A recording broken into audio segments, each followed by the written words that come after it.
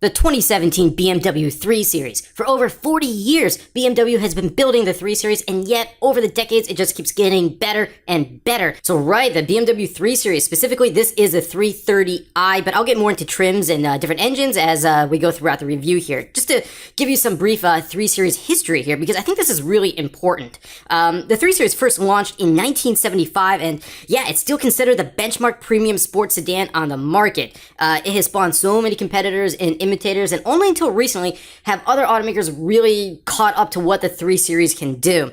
And you got to think of the 3 Series as the way Porsche relates and thinks of the Porsche 911. It is sort of its definitive car. It's what defines the brand in so many ways, and just the way Porsche keeps evolving the 911, BMW just keeps evolving the 3 Series. And this is the 6th generation 3 Series model, internally called the F30. And it launched for 2012, and it was just given a midlife refresh last year. But one of the biggest complaints I have about it is that the competition has caught up with it, and BMW really needs to launch an all-new redesigned 3 Series, the 7th generation model, sooner rather than later. But from the moment you look at it, it's like, yeah, this car, its proportions are fantastic. And once you step inside, this interior, it's just a winning design. Again, this is the brand that created the premium sports sedan segment. It doesn't really get a whole lot better than this. Well, maybe back in 2012, this was the car that Audi, Mercedes-Benz, Cadillac were racing to try to beat. And, well, with the latest versions of the Audi A4, the Mercedes C-Class, and even the new Cadillac ATS, well, they've come pretty darn close, if not have exceeded this. Now, this car here, it has Oyster Dakota leather for an extra $1,450. But you get a lot of standard features here. You get iDrive, the latest version of it, with a 6.5-inch center screen and a controller with 8 programmable memory buttons. 10-way power front sports seats with driver's seat memory. You also get an upgraded navigation system here for an extra $1,950. Heated front seats for $500. But you also get a lot of other standard things, such as a 3-spoke leather-wrapped steering wheel, automatic climate control, ambient lighting, and an anthracite headliner. The rear seat. Now, this is another issue I do take with the current 3 Series. This rear seat, it's kind of snug. You're lacking legroom. You can even see it right here without somebody just sitting there. BMW really needs to improve that for the next generation. But then again, if you need a larger rear seat to accommodate people comfortably, there is always the 5 Series, and that was just redesigned completely, and the latest generation 5 Series will be in dealerships probably within the next few months. But back to this 3 Series here. Now, from the driver's seat, oh man, I remember the dash design in the previous 5th generation, the E90 3 Series, and it was nice, but this one is even nicer. The ergonomics here are just fantastic. Everything is just laid out perfectly for the driver, and that's what the other thing I really appreciate about BMWs is they're just so driver-focused. You can even tell there that the dashboard is slightly angled towards the driver. In fact, it is like that with all BMWs.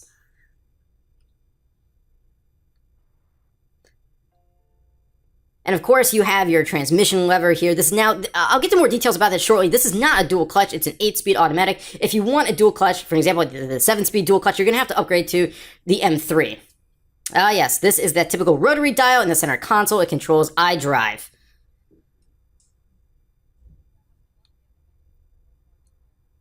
And as I've said before, BMW has really gotten iDrive down really, really well.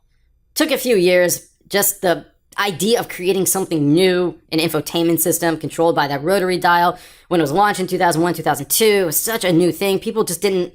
It took a few years for it to really get off the ground, and BMW has just perfected it here. But this is a 6.5-inch screen, like I said. Now, on the new Audi A4, you should check out my review of that. That has a 12.3-inch LCD screen. In fact, it's got 2 of them. One right in the center dash here, and the other one in the driver's gauge cluster. So yeah, that just gives you an idea of the aged 3 Series that you see here. Again, there's a huge, huge difference between 2012 and 2016. But aside from the screen, I think being a bit too small, everything worked really, really well, even with the automatic climate control system here, and the overall design of the dash, it's just excellent, and I really hope BMW improves upon it, or just sticks with something similar to this in the next generation 3 Series. Now, one of the kind of interesting things that's going on internally at BMW right now is, I don't want to call it, let's say, a civil war, but let's just say there's 3 different factions who are all trying to lobby for control. For example, there's the futurists who are all about doing nothing but EVs and hybrids, plug-in hybrids. Then they're up against, let's say, the mainstream who are pushing for more luxury and refinement. And then, of course, you have the ultimate driving machine purists. And those are the ones who, they don't want to give up their inline sixes, the inline six engines rather, or all that great suspension tuning. They want to keep building that ultimate driving machine. And you got to remember, when this 3 Series debuted way back in 1975, the original E30, BMW wasn't so much a luxury brand. It was just more of a driver's-focused foreign German brand there. And, well, over the years, it's joined the mainstream. And this is basically a mainstream 3 Series. And it's going to be very, very interesting to see with the upcoming 7th generation model just what BMW is going to give us. Ah, yes, you got this power moonroof here. Now, that is actually optional. Would I like to see a panoramic sunroof? Of course. So hopefully that'll come in the next generation model as well. So let's talk safety here. Now, again, because this car has been around for several years now, it's gone through all the necessary crash tests.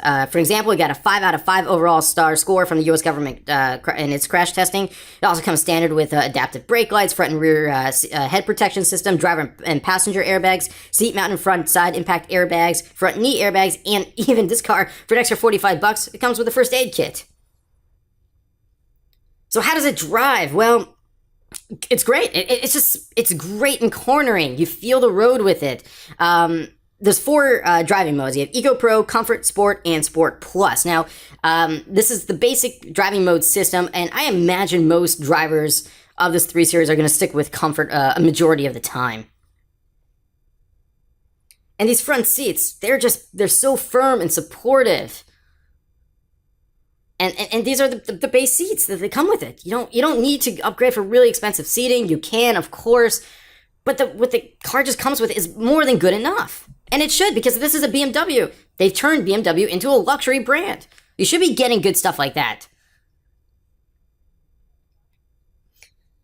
Now, this car is also equipped with the $950 driver assistance package, where you get a rear view camera, an upgraded one, and the park distance control. Other driving aids are dynamic stability control with brake fade compensation, dynamic traction control, high performance, lightweight 4-wheel ABS system, dynamic brake control, and a cornering brake control as well. So yeah, take a look at this. Going into the rear seat. See what I mean? It's kind of snug.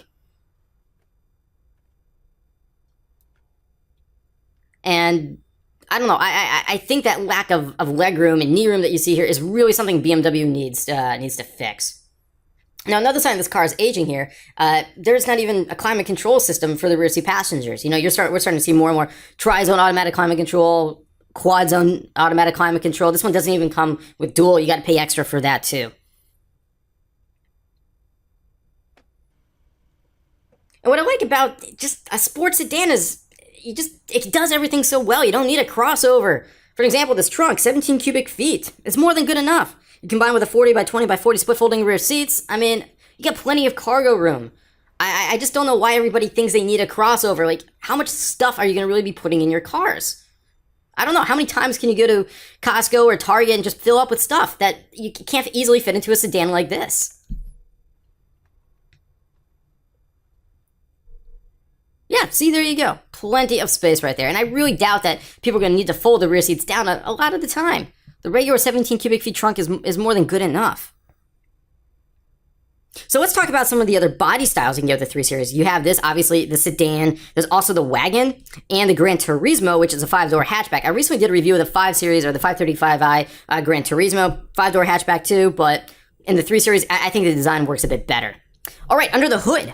This is a 2-liter turbocharged inline-4 with 248 horsepower and 258 pound-feet of torque. Like I said earlier, it's paired to an 8-speed automatic with paddle shifters. And, of course, you can get the 3 Series with all-wheel drive. In BMW's language terms, they call it X-Drive. It'll cost you an extra $2,000. But, again, this is a rear-wheel drive platform. The 3 Series, like the 5 and 7 Series, will always be rear-wheel drive. That is an essential trait right there. But let's give this engine a listen here.